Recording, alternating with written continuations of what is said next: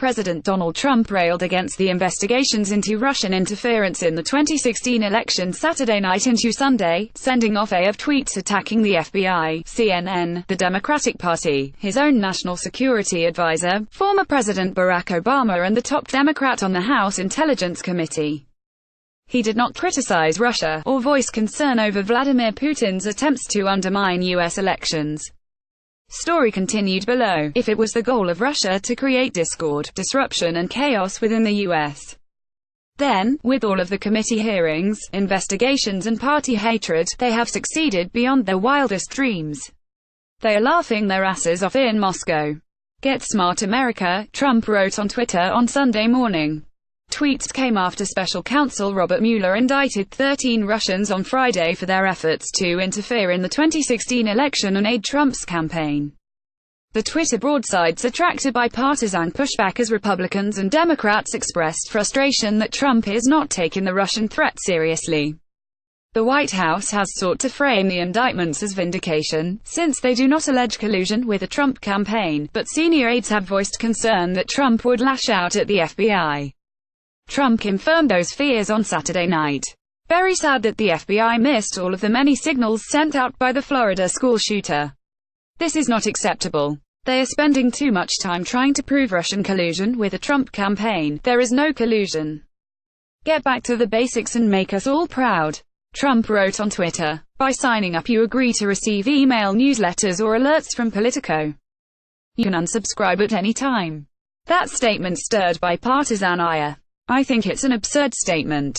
Absurd, said Governor John Kasich, R. Ohio, on CNN.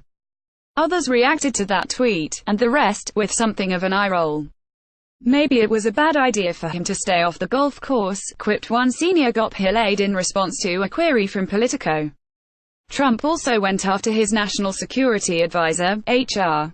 McMaster, who said the evidence of Russian meddling was incontrovertible. General McMaster forgot to say that the results of the 2016 election were not impacted or changed by the Russians, and that the only collusion was between Russia and Crooked H, the DNC and the Dems. Remember the dirty dossier, uranium, speeches, emails and the Podesta company, Trump wrote. By Sunday morning, he was on to attacking Obama for the nuclear deal with Iran. Never gotten over the fact that Obama was able to send $1.7 billion in cash to Iran and nobody in Congress, the FBI justice called for an investigation. Trump wrote. Then, he moved on to the top Democrat on the House Intelligence Committee, Rep. Adam Schiff of California. Finally, little Adam Schiff, the leaking monster of no control, is now blaming the Obama administration for Russian meddling in the 2016 election. He is finally right about something. Obama was president, knew of the threat, and did nothing. Thank you, Adam, Trump wrote. He later added, now that Adam Schiff is starting to blame President Obama for Russian meddling in the election, he is probably doing so as yet another excuse that the Democrats, led sick by their fearless leader, crooked Hillary Clinton, lost the 2016 election. But wasn't I a great candidate? Trump also took a moment to defend his past statements that seemed to shed doubt on Russia's role in election meddling, writing, I never said Russia did not meddle in the election. I said, it may be Russia, or China or another country or group, or it may be a 400-pound genius sitting in bed and playing with his computer. The Russian hoax was that the Trump campaign colluded with Russia. It never did. Trump has repeatedly sought to downplay the evidence of Russian interference, and he said in November that he believed Putin's denials of meddling. Every time he sees me he says, I didn't do that, and I really believe that when he tells me that, he means it, Trump said at the time. I think he is very insulted by it, which is not a good thing for our country. The Twitter tirade was notably absent of any calls to action in addressing Russian interference. That absence drew swift criticism, as did Trump's seeming inability to focus on the meaning of the allegations beyond himself and his own campaign. Above all this rhetoric here, we begin losing sight of what is it we're going to do about the threat of the Russians, former Director of National Intelligence James Clapper said in an interview on CNN. He never talks about that.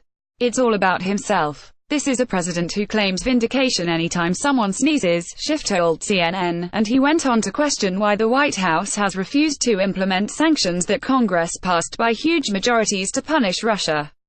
It is inexplicable that the President of the United States continues to sit on sanctions that Congress passed, that Congress once enforced against Russia over this interference, Schiff said on State of the Union. Under the law, sanctions were to be imposed by Jan.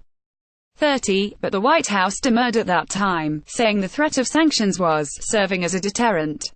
Sen. James Lankford, R. Oakler, a member of the Senate Intelligence Committee, also expressed frustration about Trump's unwillingness to confront Russia over the meddling. Russia's clearly tried to advance their agenda into the United States, Lankford told NBC. Sen. Bernie Sanders, IVT, called Trump's unwillingness to address Russian interference going forward one of the weirdest things in modern American history. How do we have the President of the United States not saying what everybody knows to be true? The 2016 Democratic presidential candidate continued in an interview on NBC's Meet the Press. Russia interfered in 2016, and they're going to interfere in 2018.